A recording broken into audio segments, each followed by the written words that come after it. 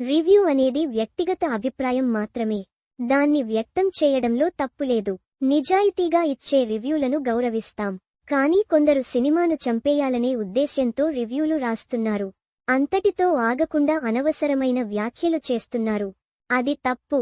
Cinema బతికితేనే అందరం బాగుంటాం అనే విషయాన్ని వారు గ్రహించాలి అంటూ నిర్మాత సూర్యదేవర నాగవంశీ ఘాటుగా స్పందించారు. ఆయన నిర్మించిన మ్యాడ్ స్కేర్ చిత్రం ఇటీవలే విడుదలై విజయవంతంగా ప్రదర్శింపబడుతున్నది. ఈ సందర్భంగా మంగళవారం హైదరాబాద్లో నాగవంశీ విలేకరులతో ముచ్చటించారు. 4 రోజుల్లోనే పంపిణీదారులంతా లాభాల బాట పట్టారు. తొలివారం టికెట్ రేట్లు పెంచాం.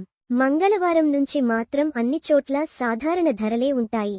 కుటుంబ ప్రేక్షకులకు సినిమాను మరింత చేరువ చేయాలనే ఉద్దేశ్యంతో ఈ నిర్ణయం తీసుకున్నాం అని నాగవంశీ పేర్కొన్నారు.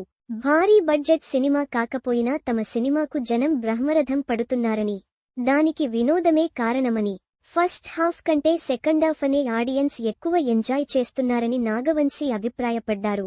4 రోజుల్లో ప్రపంచవ్యాప్తంగా 70 కోట్ల గ్రాస్ వసూలు చేసిందని ఆయన తెలిపారు.